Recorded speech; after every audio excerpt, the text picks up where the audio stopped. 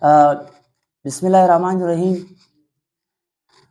د اسرائیل یو رایټر، اتر، هسټورین، ډاکټر، پروفیسر یال نوح هراري کتاب چې په 2014 کې یو کتاب چاپ شوی وي، هغه هوموسیپین وي. د هوموسیپین کې چې د نږدې مستقبل کې چې کوم مسایل پیښ شوي دي، یا په ماضي کې یا په مستقبل کې کوم مشکلات پیښیږي، پر هغه یې خبره کړې وه.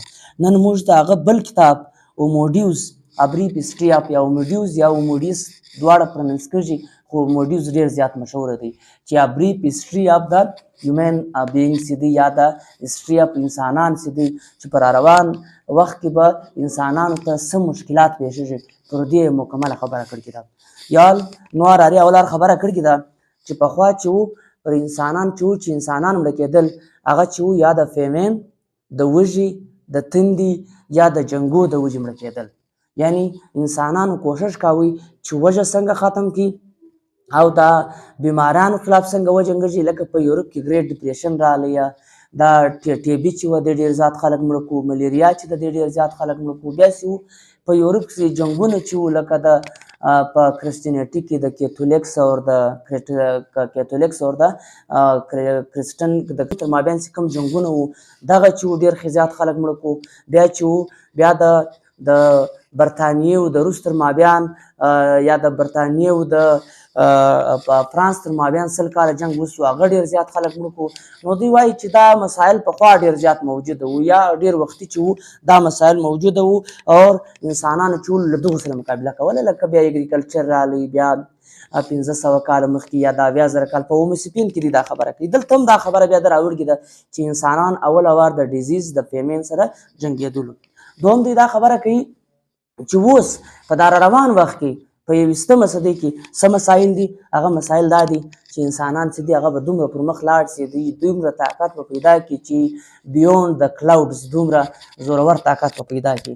انسانان به د جینز د بدلولو لپاره د بایو ټیکنالوژي به دونې پر مخ لاړه شي چې انسانان چې دي یو ډیفیکټډ جینس دی، هغه به ډیفیکټډ جینس دی، هغه به ختم کړي، نوی جینس دی.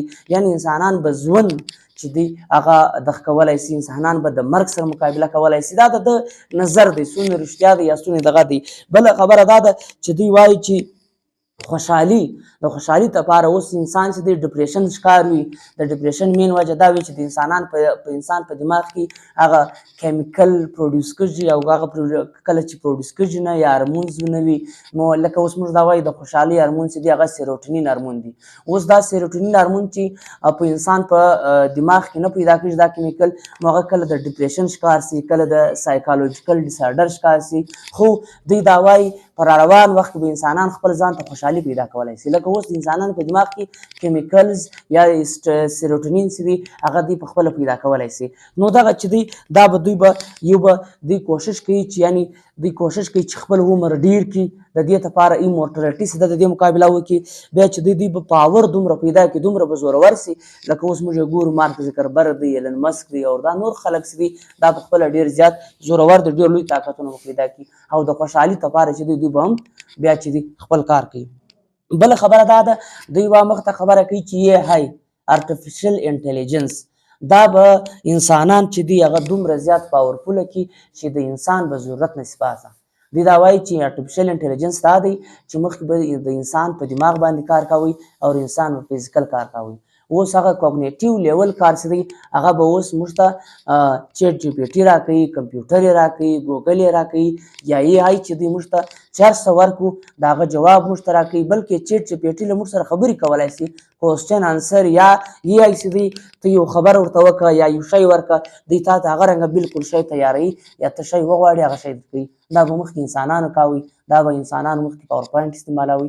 نو دوی دا وایي که چیرې د انسانانو کار AI کوي، نو د انسانان مخ ته څه مشکلات سامنا کوي، او انسانان به له دې سره څنګه مقابله کوي. بل دوی دا خبره کوي چې بایو ټیکنالوژي دا ده چې مثال کې انسان څنګه راولاړېږي، څنګه دی پر خپل دغه باندې زورور کېدلی شي. انسان چې دی اوس سمپل خبره به وکړو چې په انسان کې د یو جینز کمی ده. مثال کې دی د ډایبټیز د شوګر مریض دی، د انسولین جنس دی په دې کې نشته، دا د انسولین جنس که دا ریپلیس کړي نو دا بیماري ختمېدلی شي. بیا کیمیکل نو هغه کله د ډپریشن ښکار سي، کله د سایکالوجیکل ډیسارډر ښکار سي.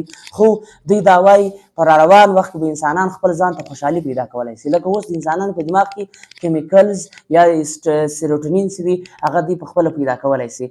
نو دغه چې دی دا به دوی به دوی کوشش کوي چې یعنی دوی کوشش کوي چې خپل عمر ډیر کړي، د دې لپاره ایمورټلیټي چې ده د دې مقابله وکړي. بیا چې دوی به پاور دومره پیدا کړي، دومره به زورور سي.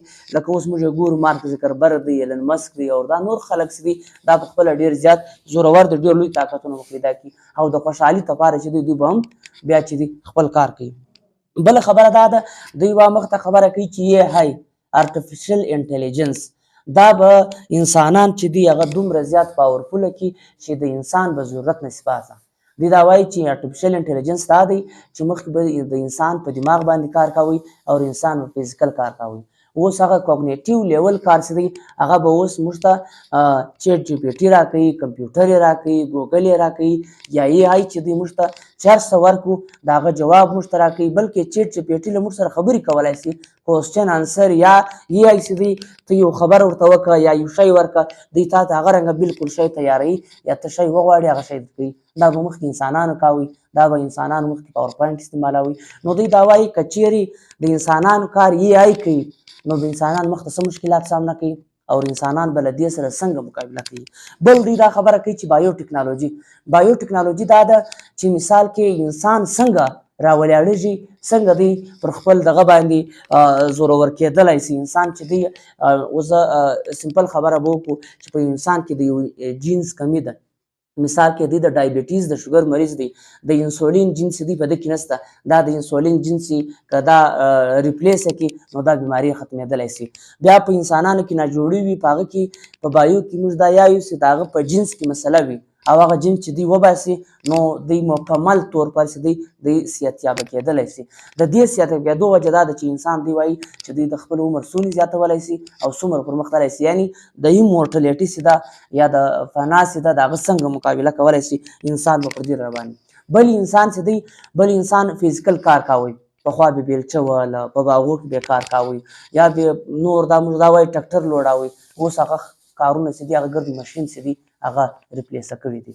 بیا روبوټ چې دی دا به په روان وخت کې انسانان طریقه کار ورشي، لاره به ورشي او دا روبوټ به کار کوي.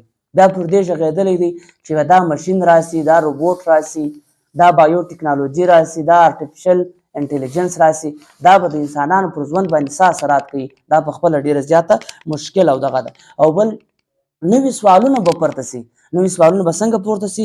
لکه اخلاقي فلسفیانه سوالونه چې دي دا چې دی دا به جنیټک انجینرینګ باندې، لکه اوس مثال کې که موږ راولاړ شو د انسان جنس ور چینج کړو، آیا دا به بیا له انسانانو سره ژوند کولی سي؟ له انسانانو سره به مخ او دا به موږ ته زموږ مذهب زموږ ټولنه یا فلسفیانه کوم دغسې دی دا به دا فلسفیانه شیان ته اجازت ورکوي که نه ورکوي؟ دا به خپله یو ډېر زیات دغسې دی دا به انسانانو ته ډېر زیات پاور ورکوي. بیا دوی پر دې خبره کوي چې په مستقبل کې به د دې څه اثرات وي. دا ډېر زیات دغه دی، لکه د انسان او د ماشین تعلق به دا څنګه وي، د انسان او د روبوټ تعلق به څنګه وي. انسان هم کار کوي، روبوټ هم کار کوي، انسان هم کار کوي، موبایل، ارټیفیشل انټیلیجنس، چیټ جی پی ټي دا هم کار کوي. اوس دغه چې ګرد کارونه کوي دا به د دوی تعلق به څنګه وي؟ دا به خپله ډېر مشکل سوال دی. او دغه کوم یال نو اراریس دی د دې سوال شاوخوا دی دغه ټوله موضوع را څرخوي. بل د انسان شناخت، آیا چې ارټیفیشل انټیلیجنس راسي، بایو ټیکنالوژي دومره پر مخ لاړه سي چې ته په یو انسان کې چینج راوستلی سي، هغه دا کولی سي چې مثال کې چې دغه چې دی دا به څنګه د انسان شناخت پاتې کېدلی سي چې ته یو مکمل انسان چې دی د هغه ډي ان اے ور چینج کړې، د هغه جینز ور چینج کړې، بیا هغه انسان پاتې کېدی سي که نسي پاتې کېدی؟ دا به په خپله په روان وخت کې ډېره لویه مسله وي. بل موږ دا خبره کوو چې دغه ارټیفیشل انټیلیجنس ماشین او په 1950 کې چې کله انډسټریل ریولوشن راغلی یا جیم واټس سټیفن چې و هغه ماشینان ایجاد کړو، سټیم انجن ایجاد کړي، په یا یې ایجاد کړه، له هغه سره زموږ ماحول چې دی ډېر زیات ډسټربه سوی. د کلورو برومو ګیسز چې په کوم زموږ فضا او اوزون لیر ډسټربه کړی دی دا به مخته هم ډېر عالیه طلب مسله وي او ډېره ګرانه مسله به وي. ګلوبل وارمنګ به زیات سي، مسایل به زیات سي، ګرمي به ډېره زیاته وي. د دې کنټرولولو دپاره به انسانان څه کوي په مستقبل کې او که دوی نه وي کې دا به څه مشکلات کازوي. پر دې باندې دغه خبره کړې ده. او بله خبره دا ده چې ډیټا پرایوسي سي دغه به ډېره زیاته مثال کې ګرانه سي. د انسانانو ډیټا به پرایوسي نه وي. لکه اوس ته پر واتساپ خبره کوې، واتساپ چې دی دا نه دی محفوظه. ته پر موبایل خبره کوې، موبایل چې دی دا نه دی محفوظه. ته میسنجر چې دی ستا میسجان چې دی هغه اوټېدی سي. ستا د موبایل ډیټا، ستا د کمپیوټر ډیټا، ستا په موبایل کې چې کوم عکسونه، انځورونه، تصویرونه تا ږدلي وي هغه چې دی هغه په خطره کې پیښېدلی سي. او دغسې پر مذهبي او نوي تحریکونو به راپورته کېږي، سوالونه به پر دې پورته کېږي. په دې مابین کې به ډېر زیات ډسټربین وي. یعنې یو خواته AI بایو ټکنالوژي، بله خواته مذهبي توندلارې چې کوم سوچ دی یا نوي سوچونه راپورته کېږي، نوي سوالونه راپورته کېږي، دا به په مستقبل کې ډېر زیات عالیه طلب دغه وي.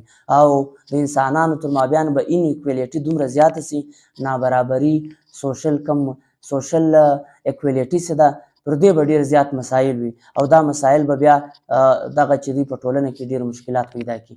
نو دغه اوموډیو چې دی دا پر دې موضوع ګرځي او دا کتاب مطالعه کول، سټډي کول او ځوان کل ته، لوستونکي ته، سټوډنټ ته د دې ټکنالوژي بله خواته مذهبي توندلارې چې کوم سوچ دی یا نوي سوچونه راپورته کېږي، نوي سوالونه راپورته کېږي، دا به په مستقبل کې پر دې به ډېر زیات مسایل وي. او دا مسایل به بیا دغه چې دی په ټولنه کې ډېر مشکلات پیدا کړي.